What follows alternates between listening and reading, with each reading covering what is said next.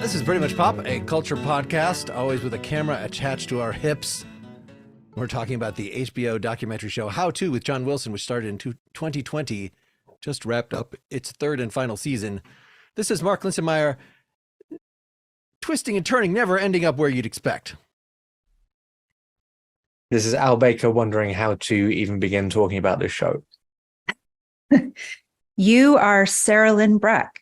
You woke up, you had your coffee, and you went for your run. You tried to think of a clever opening line for this podcast, but couldn't think of anything. So here you are. This is Lawrence Ware, and I hated this show. Shots fired. I inflicted this upon you. This is a 100% Rotten Tomatoes rating, so I guess you as established critic can ruin that if you want to publish something. I'm not going to write about it. I actually thought about writing about it. I decided not to write about it because I didn't want to mess up no critic wants to be that one guy who descends and like lets everybody know that they're like not in on the joke. So I chose not to write about it, but I really did not like this show. I did not like this show. Let's try to say what it is. Good luck. Al, do you want to make an attempt?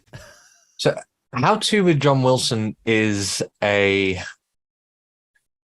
form of a kind of video diary. He's kind of like a Garrison Keillor, a millennial Garrison Keillor in New York City. He just documents like every single thing that happens to him and then manages to turn it into a commentary on something or other. And as Mark alluded to, the videos are styled as like how-to guides. So what are some of the titles? Like how to find a parking spot, how to put up scaffolding. How to put up scaffolding.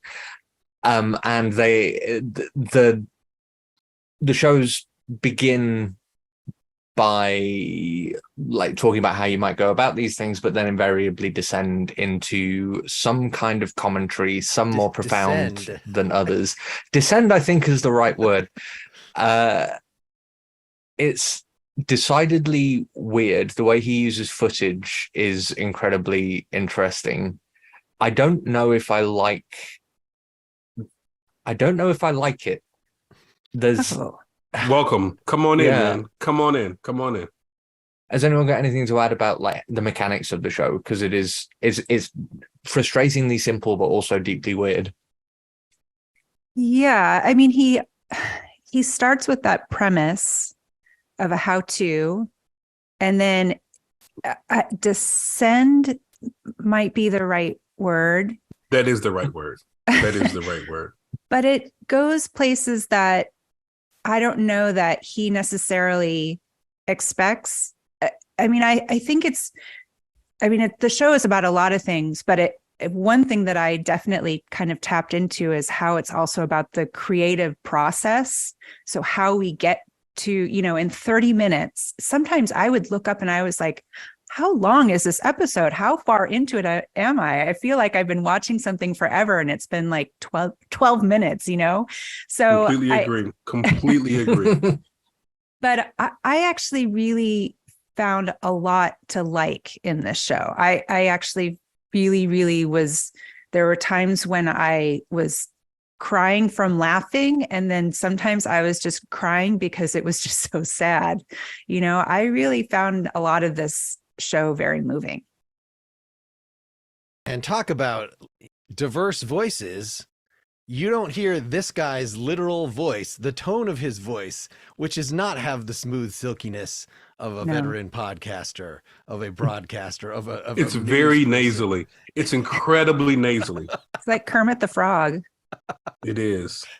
It actually took me a little bit to at least one episode or two episodes. At some point I noticed that he was doing everything, in second person, but talking clearly just about himself. And I thought that might be a one-time joke. And that just became like the entire premise of the thing. Yeah. I'm not sure that he had this in mind on the first episode or few, or maybe I just didn't notice it, but it seemed a little more universal of this is actually what you ever notice when you look around and there's scaffolding everywhere. And then he talks about the scaffolding issue in New York City, which is an episode I found really interesting because I don't live in New York City. I don't think about all that all the time, but it is weird how in New York City, every building has scaffolding, which is supposed to be this temporary thing, but just seemingly permanently as part of, and what problem was this brought in to solve? I think that's a great example sort of to start with.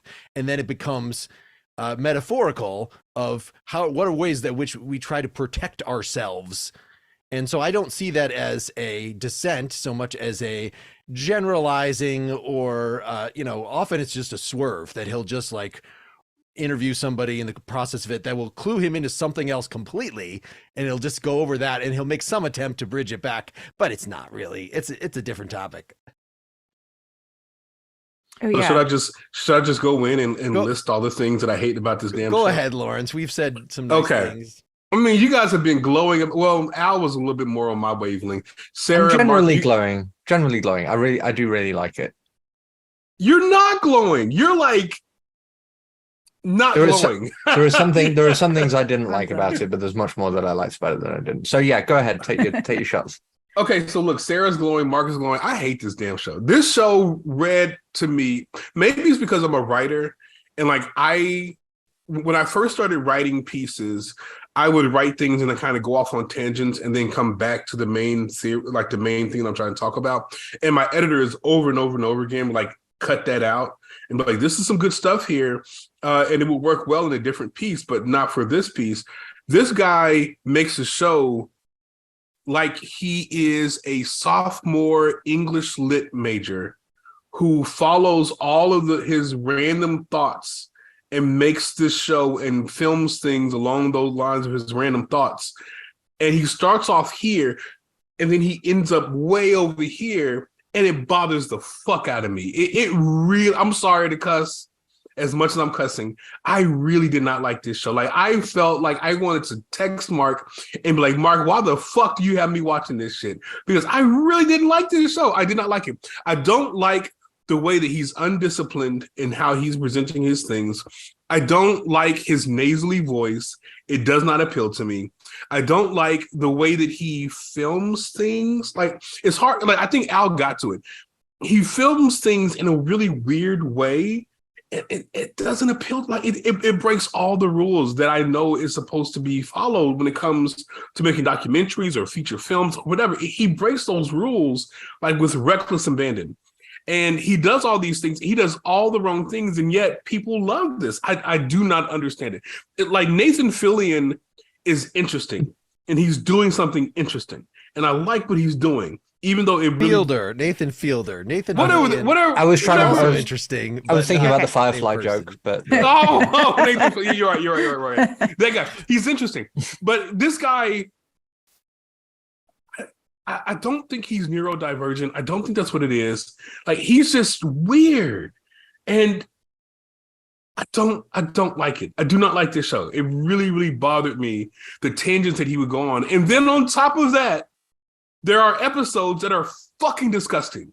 Like, he does really disgusting things, and it really bothers me. And so all these things compounded to make it where I'm just not the target audience for this show. I think that I don't have the sense of humor.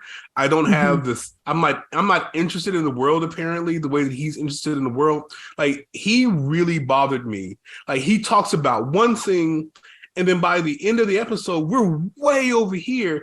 He reads to me like a guy who needs an editor, but because so many people like this, no one's editing him. Like, no one gives him notes, and it really bothers me.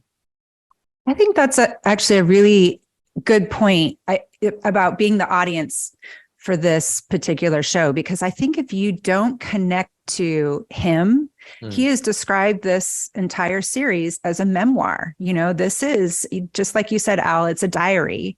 And if you don't connect to him, you're not going to connect to anything about it. I personally actually really connected to it. I found him as a person. I really loved his curiosity. I liked that he was just so present with the people that he was interviewing. And and generous in a lot of ways. And I found that really, really interesting. These are the people that he would interview would be people that I see in Philadelphia actually all the time. I see a lot of these types of people that you sometimes you avoid them. You walk around them as you're trying to get on the subway, or you ignore them. And he definitely turns his camera on them and allows them to tell their stories. And that I thought was really interesting and moving, surprisingly moving.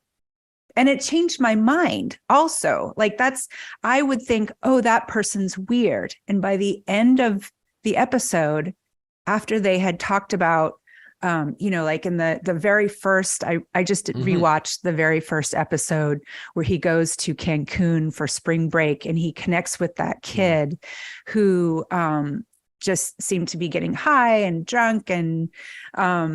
And anyway, they had this conversation about people that they had lost and why they were in Cancun to begin with.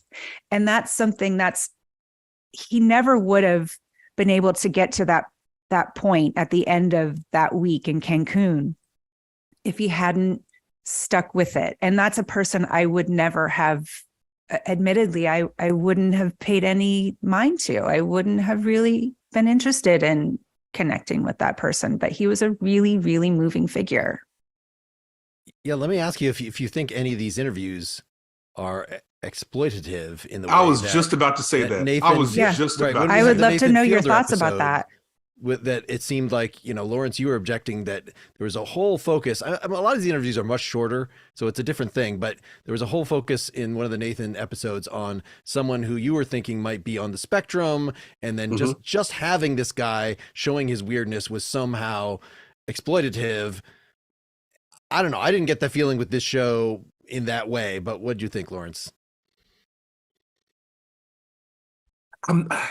I'm really not sure, because my first inclination is to say yes, that like he goes on the so talking about the Cancun episode, that episode struck me, and I watched all these episodes. I hate watched them, but I watched them. And that episode really made me uncomfortable because Sarah was moved by that episode. I felt very uncomfortable because that guy was like pouring out his heart about what he was going through. Yeah. And I don't know if that is a good thing that he should have done. Like, it felt like he was exploiting the guy, the fact that the guy was hurting so much and he needed to talk to someone, and he put him on camera. Like, if he wants to give him therapy, okay, that's great. But to put him on camera felt a little exploitive. Right? Because he's like, "Ooh, this is a good television show. Ooh, this is really good. I got to capture this on film." That felt icky to me, right? And I didn't love it. It really made me feel uncomfortable. The thing, but I don't think anything that you said about what you don't like about the show, Laura, like Sarahlyn said, I don't think anything you said was wrong.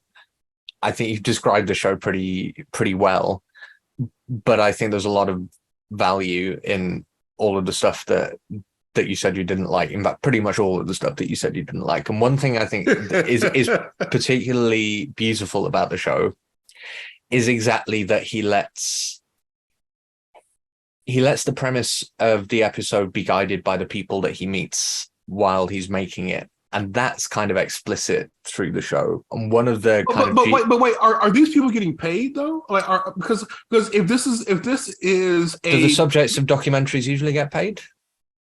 I'm sure they're not. They had to sign releases though. Yeah, they have to sign releases, but they're not getting paid. But if he's following where these people are taking him, these people should be compensated for taking him there. Like, is this a documentary, maybe some of them, or is this an entertaining show? Right. Maybe some of them. What is this? I think they even made it clear with the guy in the exploding car episode, the guy that was sort of there for a long time. Oh, he's a flat earther. That he was getting paid. He was like driving him all around. I don't know. That was my feeling with that episode, at least. There was a funny episode. If it was like, let me do a ride along with you, then there might have been actual compensation involved. Mhm. Let me ask you another question, Lawrence. Is it more exploitative? Is it more exploitative to have someone spill their guts out to you and like take seriously what they say and alter the thing that you're making, like on account of the depth of the interview that they gave to you, or to give someone a surface level interview in which you coax out of them the material that you wanted them to say because it fit the thesis that you already had in mind? Well, of course, the second example is more exploitive, but I think that both things are bad. Like just because one thing. But the second thing is the way like most documentaries work. Documentary and movie and like Jordan Klepper or somebody who's interviewing Trump supporters. Look, they said something dumb about Trump, and then they cut away, and that's sort of much more typical. Whereas this was, yes, everybody's weird. I, the host, am the weirdest of all, as I will, display throughout here. And so it's just us being humans relating to each other.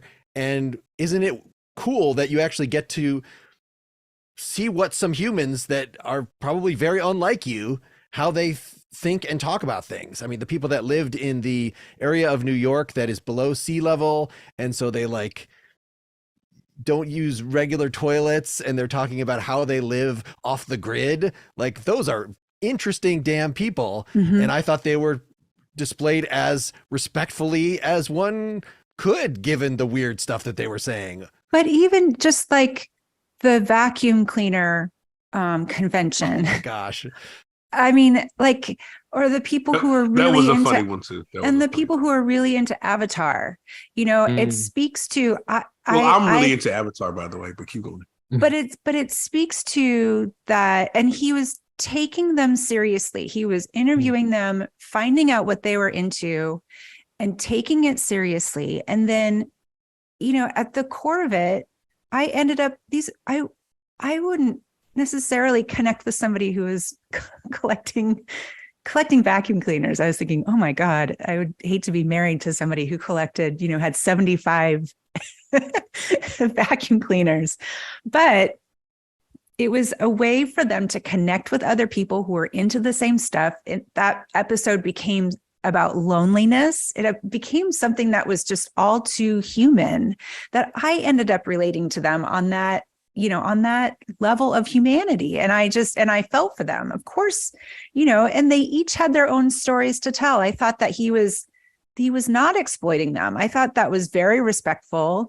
And it showed that every single person has that kind of a story to tell, even if we don't think we do, even if we don't think that we're all that interesting. He's a lot less mean about it than Nathan Fielder is, I think. I agree. In his shows. I agree. He reminds me a lot more of Louis Theroux. I don't know if you guys have seen about that Louis Theroux's documentaries, but there's that the effort to like find the humanity behind the weird behavior which sometimes backfires enormously, but yeah, you can see it in both the guys' work. I mean, I will say, well, let me say this. I will say that I did appreciate that he appeared to be very warm-hearted. Now, I would not like to hang out with the guy because the guy feels like he would rub me the wrong way. I wouldn't like to hang out with the guy. But he does appear to have a warm heart. He does appear to have a big heart, and I appreciate that. But he's still making a TV show, right? And he's still trying to find the best way to be entertaining, to be funny. And while we may understand the stories and the humanity of these people, they're still freaking weird, right? And he knows that he's looking for weird people, and he wants to kind of display the weirdness of people. And it doesn't feel great. It doesn't feel great because our entry point into these places are their weirdness. And then we get to their humanity. But they're still weird. We still walk away thinking these people are weird, but we think they're weird, but they're also human, right? But that weirdness is the first point. That feels weird to me. That feels uncomfortable. I don't like that. Isn't that on me or on the viewer? Isn't that on, like, if you're approaching something in a place of judgment, and believe me, I did approach some of the people who were featured in a place of judgment, which is wrong. And by the end, I was able to admit I was wrong. Flat I earthers think, might be right. You really like the flat earthers. no, I will not say that. But it was.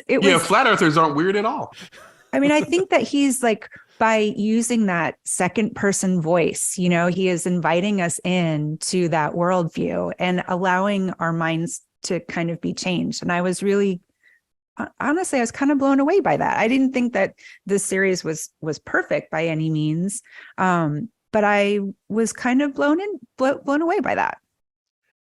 I want to address one of the things that Lawrence brought up about the grossness. And so that I think it was that very same scaffolding one, which might sound from my description like that this is a good one to sort of introduce your spouse to the show on.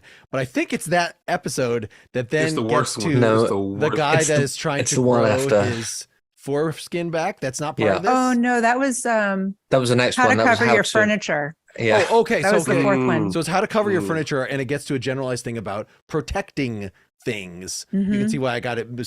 Some of the themes are quite similar between episodes. But yes, getting to the foreskin guy, who then there's a long shot of him with his contraption, with his penis just hanging out, trying to grow, stretch his foreskin. I turned it off. I didn't see that.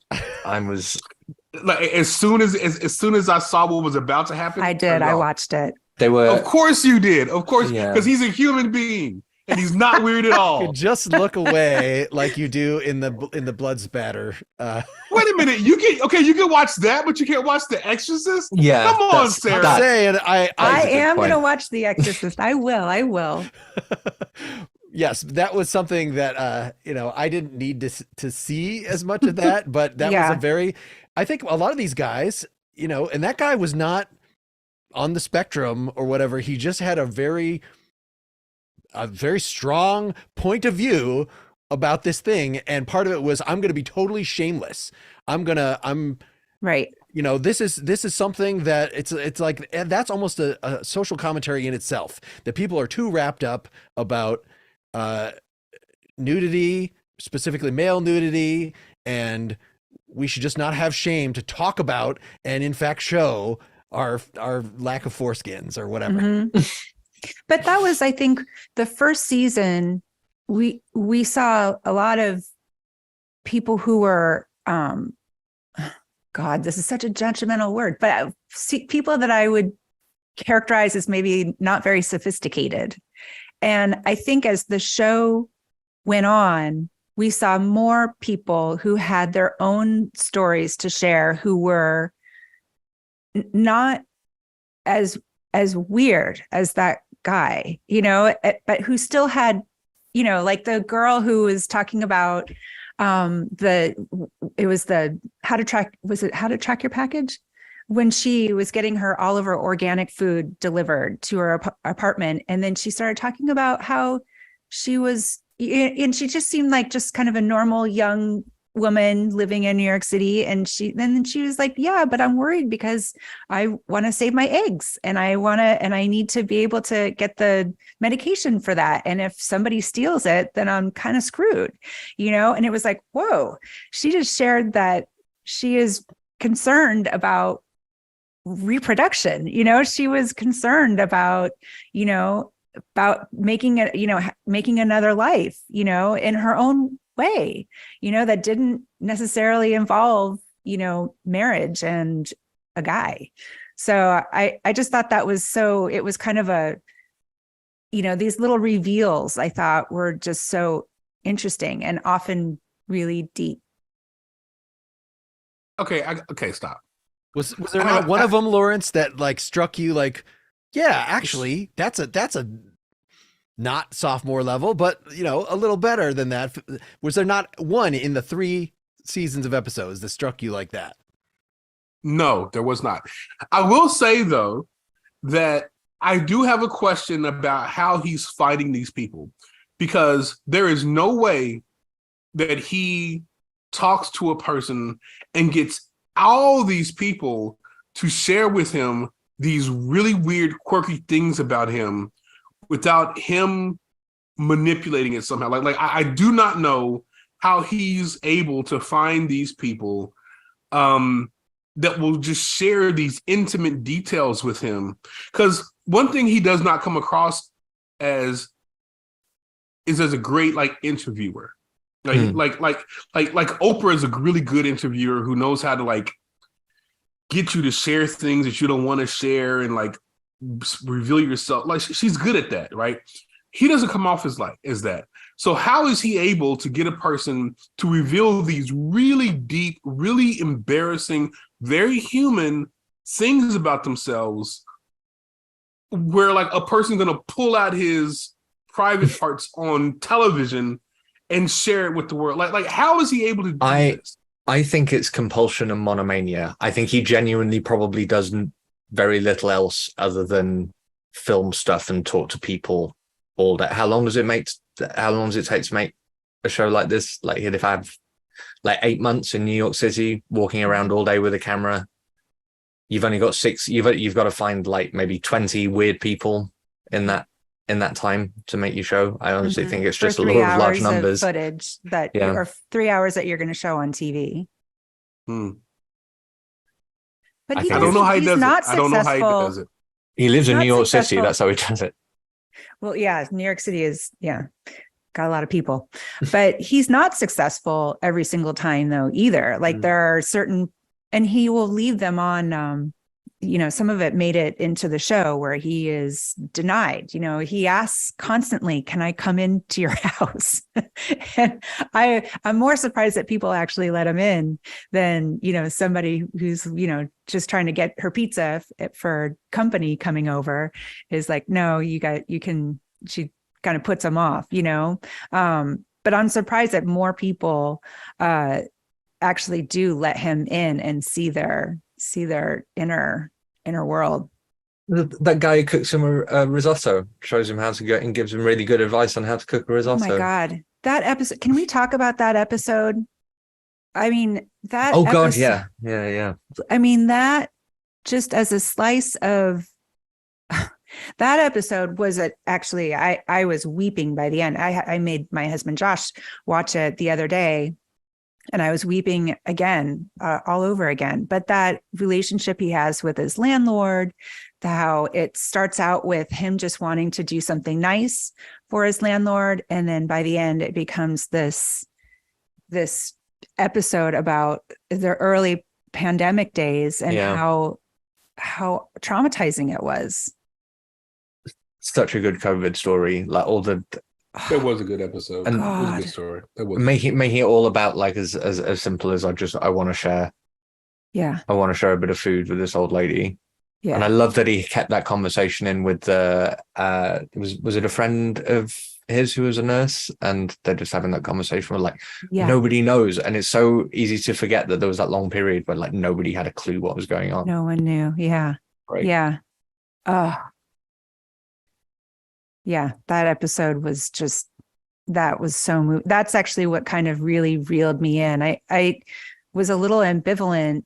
I didn't actually even necessarily know what it was. I started watching this show before we decided to do the topic, and I kind of gave up on it because I didn't really know what it was. And I was like, I don't know if I want to spend all this time with this guy. But by the time I got to that episode 6, I was just 100% in. I just thought it was such so moving. Let me pull out another thread. I feel like, Lawrence, you're in asking, how does he get these people to talk? As much as this is a diary and we're sort of getting to know him, there's so much that we don't see about, that the few times where he is shown on camera, like where he was on the People's Court or whatever from earlier. Yeah. Like that seems a totally different personality. This very aggressive, kind of nasty person compared to what he has shown us when he's just talking himself, that, so I don't know how, aggressive and wheedling. That's true. That's he point. is the rest of the time when he's not narrating in a first person way. Because I did not think about the fact that this may be, and that's a great point. I didn't think about how this may be a performance for him. Like this is not who he is. But when he's on camera or narrating, he kind of puts this affectation on, and he's very nasally and he's very whatever. But in real life, he may be hard charging and very sophisticated and all that kind of stuff. So you may be right? You may be right that it may be just like a performance of some sort, right? And that there are many facets to this person's personality. And when he's interviewing people, maybe he does have a different way of being. And then when he's presenting things, he's like, oh, you know, I just walked down the street and scaffolding, right? And, you know, so I think that maybe you may be onto something there. I don't think so.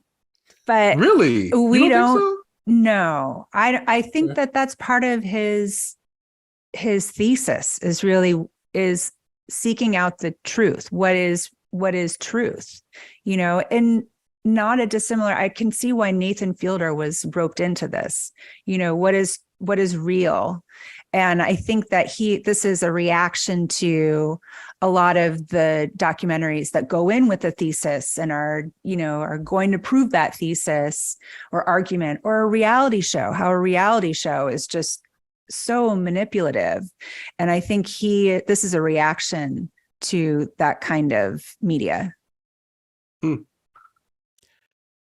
Just the time and care that goes into the visuals. There was a sequence that he's just narrating something or other, and what he's saying is illustrated by pictures of license plates that he has filmed, presumably, that illustrate every single subclause, you know, so whether he wrote this with the license plate collection in front of him and constructed around that, or he just looked long enough, like that. What an amazing amount of work, you know, unless it was just like, let's go and CGI a bunch of license plate, which I don't think it was. No. I think he makes a point that, I don't think so. Yeah, that he doesn't. He did say that he gets about 80% of the footage, but he does have a team that gets all that B-roll stuff. And so if he sees something like the license plates or like buildings that have faces on them or something, he'll have them go out and look for that kind of stuff, because they'll have some sort of a bit or a joke or something that is going to build on that. But I know I love all of those sequences too. I have a question, Sarah. So you said you weren't really feeling the show until you got to episode 6. Would you go back and watch those original episodes and now your mind has changed about those? Or did what didn't work with those episodes still hold true for you? So I went back. So I watched the first 2 episodes. No, I watched the first 3. No, I did. I think I started with 3 when we decided we were going to record this. And I watched them with Josh, and Josh is, I think, would agree more with you, Lawrence. He's not a huge fan of John Wilson. He thinks it's kind of exploitive. And it makes him, I think it just makes him feel deeply uncomfortable watching the show. So I like Josh a lot. I like Josh a lot. Josh is a good guy. Me too. I like him a lot too. But so I just thought, if we're not going to watch this together, then it's one more thing I have to watch on my own. And I wasn't feeling it enough at the time to be able to watch it on my own. And I was actually really happy when Mark suggested that we watch the show to talk about it, because there was something there that I wanted to understand, but I didn't put in the nerdy work I usually do to put in that effort to understand it. So yeah, the first 2 episodes, and now I went back and I watched the first episode again, and I kind of want to go back and see scaffolding again too. But now that I've seen the whole thing, and I think also watching all of it in the past couple of weeks has helped to have a better, at least for me, to have a better understanding of what he's trying to do. I wonder if this would be better taken in smaller doses than I took it, because I just drank the whole thing, all 3 seasons, very rapidly. And so, yes, a lot of it is blurring together, and, you know, whatever profound points. Again, I know we've talked about this many times before. As far as profundity on TV or movies, my expectations are so low. Just the fact that you're trying to do anything, like, I'm just, yeah, that's great. And that there were some that were actually, you know, really emotionally affecting. So that was sort of all I needed out of it, plus the obvious time and caretaking with the visuals. What do you think? What would you compare this to, or what do you think? Is there anything like this that's on that you can think of, or that? Yeah. I think so. I brought up Louis Theroux already. The two big things that he reminded me of, aside from Nathan Fielder, were Louis Theroux and Adam Curtis. Adam Curtis also makes kind of weird documentaries with very stylized, like, use of sharply edited footage to kind of punctuate his points. But his documentaries are extremely, like, they border on conspiratorial. He weaves like grand political narratives about how the technological establishment of the 1960s are responsible for like food prices in the 90s or whatever, like stuff that it's really hard to take at face value. But there's that kind of dreamlike quality to the way he uses the footage, which is very, very similar to what's going on in John Wilson. But I can't think of anybody on newish on TV making anything similar. It did strike me as something that you might expect to find on YouTube before like cable TV in terms of tone and style. What about Joe Pera? Did you guys see his? Oh yes, of course, yeah. No. On Yeah, that's HBO. true. Joe Pera Talks with You. So he is much more straight, like Gerritsen Keeler-esque than John Wilson is, and he And I like appears him. on I like camera that guy. constantly. I like that guy. He's like a Mr. Rogers in his just gentleness, and you're like, how much of this is a joke? I don't really. It's much more. There's much more artifice in it. Like a lot of it Sure. it seems a lot more make believe. Yeah, it does. So we watched a short documentary. It was like 45 minutes on called Speed Cubers. It's on kids who are competitive Yes, I've seen that. cubers. Yeah, I've seen that before. And for some reason, that documentary popped in my mind as a comparison to this show, because it starts out as one thing and ends up another thing. You know, you end up, and it's not about the filmmakers at all. It's totally about these kids, but taking something that they're super into and how they all connect with each other, and bringing in kids, you know, from all different kinds of backgrounds, and all different kinds of abilities, and how it really kind of just the Rubik's Cube, a toy is connecting all of them. I was like, oh, this is something that started out in a way that ended up very, very differently in a really beautiful way.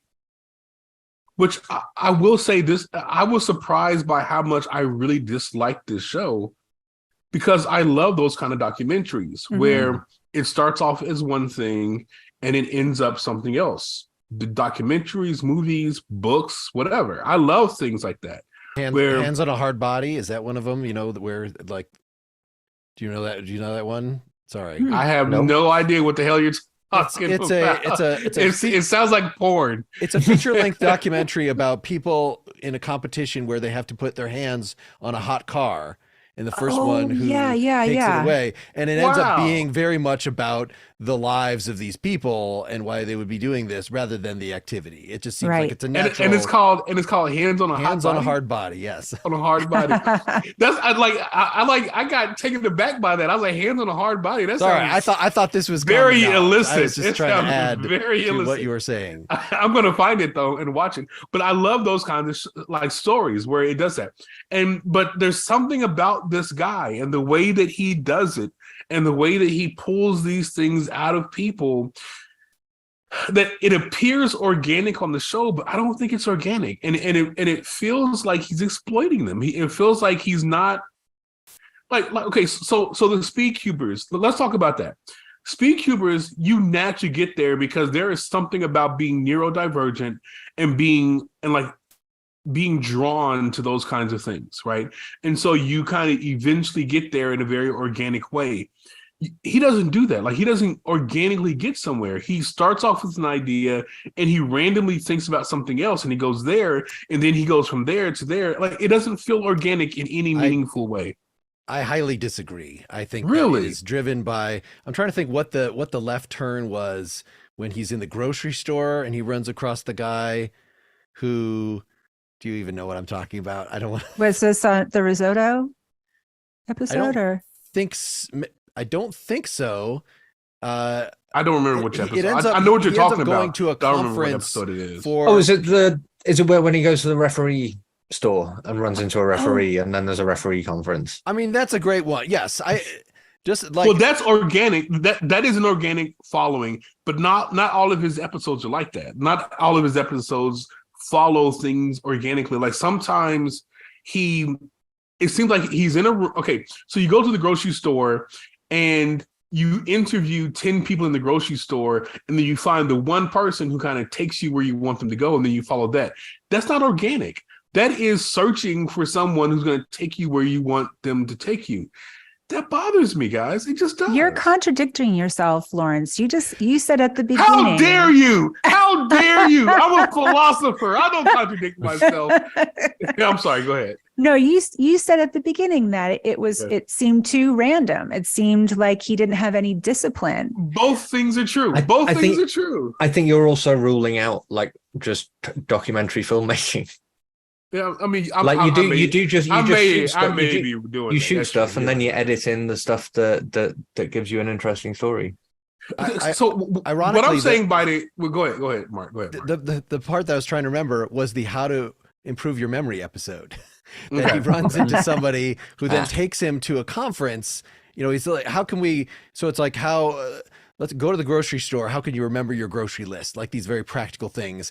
And he runs into a guy who works at the grocery store who then takes him to a conference who it's about people that think that the things that they don't quite remember correctly mean that we're now living in a parallel universe. Yes. Is it the Mandela effect? What? Yeah. How crazy is it? How coincidental is it that is actually a variation on the same theme? It's not just going off in some random direction. Mm-hmm. It's not like he ran into the vacuum cleaner guy or the referee or, at the grocery store, but that he could then say more about, with this very weird left turn of people who take the fact that lapses in memory or the fact that we all remember something about, these product names or whatever. Is it Stouffer's Stovetop Stuffing? No, it's actually Stovetop Stuffing is a different company than Stouffer's or whatever. But we all remember it as being that. So therefore, and draw these giant conspiracies about it. And, I love seeing little worlds like that of conferences like that. If that was all, even if that was the point, is I'm going to make this show to be about researching weird conferences. I would have been in on that. It could easily be the case that like he met that guy at the grocery store one day and then was like, okay, I need to lead up to this somehow. Let me go back and film myself putting stuff in a shopping cart, and we'll cut it all together that way. But I think Mark's actually that is not organic. That's not organic. But he probably only met the guy. He did meet a guy in a grocery store who happened to like be an app developer who introduced him to this stuff. Like even if there's a bit of fuckery in setting it up, but the important stuff's organic. Okay, I have two things to say. First is to refute Sarah, because I am a philosopher and I can't let that slide. So my random statement had to do with him needing editing and him following these weird tangents. That was my random statement. Mm-hmm. Now back to this. So you mean to tell me that I can go into a grocery store, talk to a person who checks me out, and that person is going to be an app developer who is going to take me to a conference, who's going to talk to me about the Mandela effect? Here's what I'm saying. What I'm saying is that I will bet money, and I can't prove this, so this could be organic. It could be completely normal and not weird and no chicanery going on at all. But I will bet money that guy sought out this person who does this and who goes to these conferences and just happens to work at the grocery store, and he set up going to the grocery store and meeting this person and doing this affectation and all that kind of stuff. And that reads to me more like filmmaking than a documentary, right? And that's what bothers me, right? Because that is not what I expect from documentary movies, television shows, stuff like that. That is more, let me make this happen and tell this story that I want to tell. And I don't know. I think if it were as cynical as that, there would be more producers on the credits. You might be right. You might be right. It seems like there's something wrong if we have to judge something by, depending on whether or not we know how it's made. Is that true? Like that it should either the thing itself as it is presented to you is enjoyable and textured and you appreciate the sophistication. But wait a second. I disagree. I completely disagree. When we were talking about Nathan Fieldman, when we were talking about that show. Or even Nathan Fielder. Nathan Fieldman's a whole other guy as well. Damn it. I can't get this shit right. But nevertheless, like when we were talking about the show, like 75% of our conversation was about how the show was made. Like we are interested in that. That is an important part of these kinds of shows. How are they made? What's going on here? I disagree with you, Mark. I think there's a huge amount about the show that banks on its authenticity or like the draws on its authenticity to make its points. And I think you're right. If it is as cynically put together as Lawrence is suggesting, which I don't think is the case, but I think that would detract from it. But we still never know. I mean, I would. You're right. We don't know. Love to see a how to with John Wilson. I would love to see the behind the scenes on this. How did John Wilson? How did John Wilson? There we go. That's good, Al. You should make television shows. That's a good name. But that last episode took a turn. I mean, speaking of organic, it took a turn because it was the how to track your package. They were trying to figure out how do they ship organs, and his producer misunderstood what he was talking about. And instead of your heart and your lungs and stuff, they went to organs that you like play in church, and he just went with it. So how do you ship an organ? And then that took him to some restaurant that had one of the biggest organs in the country or something. And that's where he met the guy who castrated himself, I think. Well, the first part is he cryogenically froze himself. So it becomes stuffed into how to track your package, how to deliver yourself to the future. That is the conceit of why this is still the same topic. But yes, go on the final piece of this when he's actually interviewed after they've had, right? This is after they show the conference of people who want to freeze themselves and the company and how they do things. And then it's revealed, well, some people, don't need to live on because they have kids. And then, yes, you tell the rest. Well, I mean, it was just I just thought that was such a perfect way to end it, because it was on mortality and reproduction and weird and about denying yourself pleasure. I just thought it was like both weird and sad and profound. I hate using that word, but it ended on that note. I kept thinking to myself, this guy needs an editor. All right. I just don't think that John Wilson is your type of person. I just don't think he's your person. No, he's too punk for you, Lawrence. I think the editing is tremendous. I completely disagree, Al, that he is too punk for me. I am the most punk rock person you know, sir. Did you ever live in a squatted warehouse in the New York Harbor District? My God. That's pretty punk. I absolutely did not, actually. It is funny, kind of again how they're sort of slightly revealing stuff about him when they show his schedule. And you think that this guy is a homebody, whatever, and then it's like, went to bar until 3 a.m. If you actually, I might have paused to read, it's supposed to be about what a dreary, every day is the same, but every day is like staying out till 5 or 5 a.m. I mean, he lives in the city, so why not take advantage of it?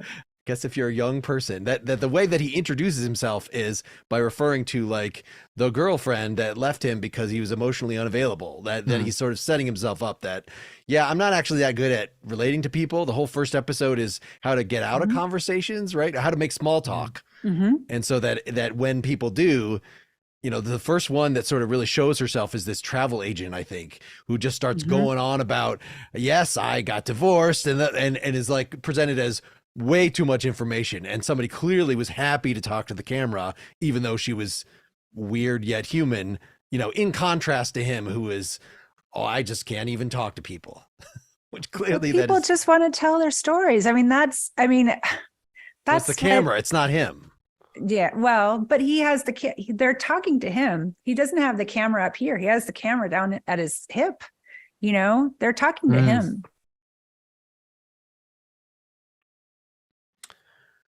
Lawrence is not having it. Any further I'm thoughts? I'm letting you guys go off. Listen, I know that I was the most negative person on this show. Let me see if I can end on a positive note. Nope. I can't end on a positive note. I'm sorry. I genuinely, I was trying to think of something nice to say. I would not like to have beer with this guy. I think that's what it comes down to it for you. He's not my kind of person. He's not your kind of person. Well, now that he's done with the show, I've invited him to replace Al as our co-host. So and you would have to replace me as well. Every week.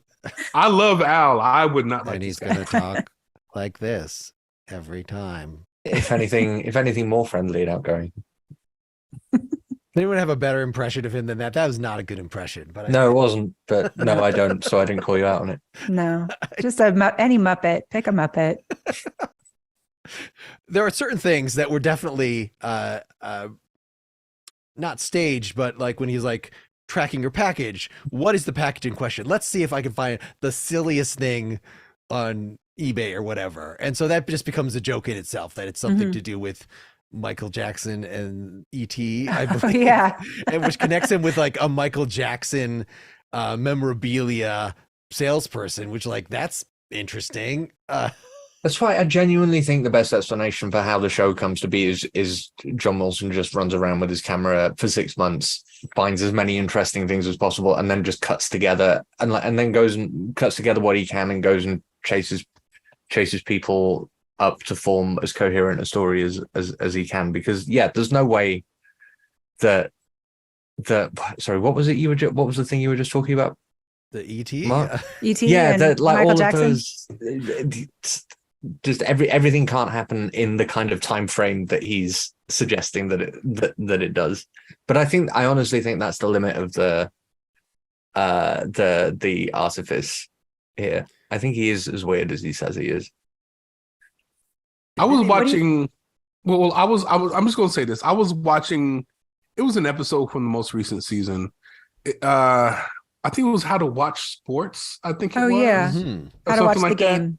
Yeah, and he followed a Jet player, like a Jet fan home, who had all his Jet stuff. And I watched it after Aaron Rodgers went down, and the only thing I could think about was that guy is really sad right now, because he had a lot of hope for Aaron Rodgers and the Jet season, and he's like, that's the only thing. Like, that's the only thing that I found interesting. Like, it just it made me very sad for that guy. But other than that, I hated the show. I'm sorry, guys. I'm sorry to disappoint Sarah. What would you like to see from him next? I think I know what Lawrence is going to say, but what would you like to see from John Wilson next? I'm not even going to respond. Oh, damn it. I have nothing. I would like for him to have a nice life. That's very generous. I don't know what I would like to see from him. I don't know what his other skills are in terms of like, could he write a book? Or even essays that he can write a book, or is it so dependent on the filmic, or should he do a long form, just documentary on a topic, on a not even a topic in terms of that sounds excruciating. Oh my gosh, on a particular, this was my view of Burning Man. Or whatever that he wasn't allowed to film. That he wasn't allowed to use, yeah. I think he could be like the millennial Werner Herzog. Right, let's get him. I think he's got a grizzly. Come on. I think he's got a grizzly man in him. Wait, I don't think he's as clever as Werner Herzog, but because he got the same. I think there's a similar element in that Werner Herzog brings he's one of those auteurs that just brings his entire psychology into the You're films right. that he's making. You're right about that. And I think Joe Wilson has the same vibe, and it would be entirely a matter of finding the right subject But he doesn't have an ounce of the talent of Werner Herzog. Like, that would not be Sarah. Don't give me that look. He does not have They're an very- ounce I mean, of the talent. they're very Werner different. Herzog. They're very But different filmmakers. Like, he's not as polished. Not at all. But that's not the kind of stuff that he's making. He is. But I meant when I said he's punk, he's not, like, he doesn't care about quality. Like, the kind of criticisms you're making of John Wilson, it's like going to the Sex Pistols and saying, I would like what you were doing a lot more if it was a bit quieter and more in tune. I would never say that to the Sex Pistols. I would say that a feature-length documentary in the style that he makes these kinds of short documentaries would be excruciating. That would not work, because part of the reason why Sarah and Mark and Al, to a lesser degree, why you guys are responding so well to this is because it was short. It was bite-sized. It was 30 minutes, 20 minutes, whatever, right? But if it was really long, it would wear out as welcome. It would wear you out. My experience was in seeing all the episodes rapidly in a row. So that basically that is. But it was as if no, it it was is not. It is not. It's long- different subject matter. It's different subject matter. No, I'm telling you, if he were to follow one thing too far, you would pull your hair out. I promise you. I think Al, you suggested conferences. I would love to see him do a series of conferences of looking at what different conventions. Sorry, not conferences. Yeah. Oh yeah. I'm going to a conference next week, so that's on my brain. But conventions, like going to different conventions and seeing what the weird things that people are into through that particular lens. That was some of the strongest stuff in the show. Yeah. Like that movie Trekkies.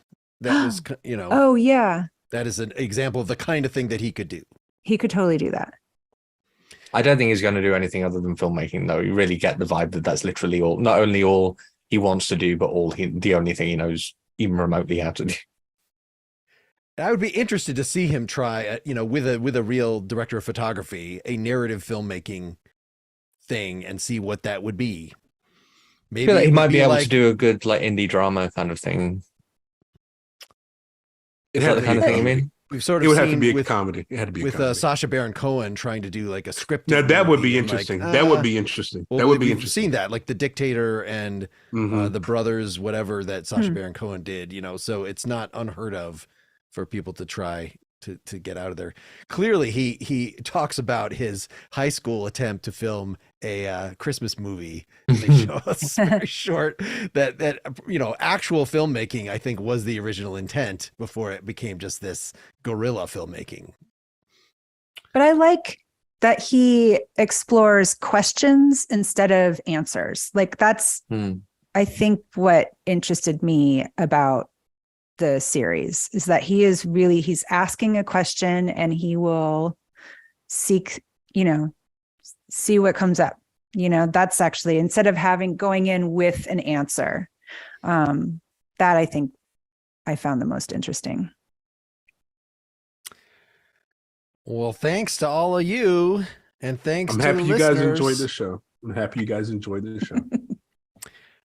I'm gonna try to announce again that we will put the after talk on the public Pretty Much Pop feed. So if you're hearing this through the Partially Examined Life feed, or you're just watching the video, for instance, then in addition to from the Patreon, just by for free subscribing to the regular feed, you can hear some extra talking that we're about to engage in moments. All right. Bye, everybody. Bye-bye. Bye.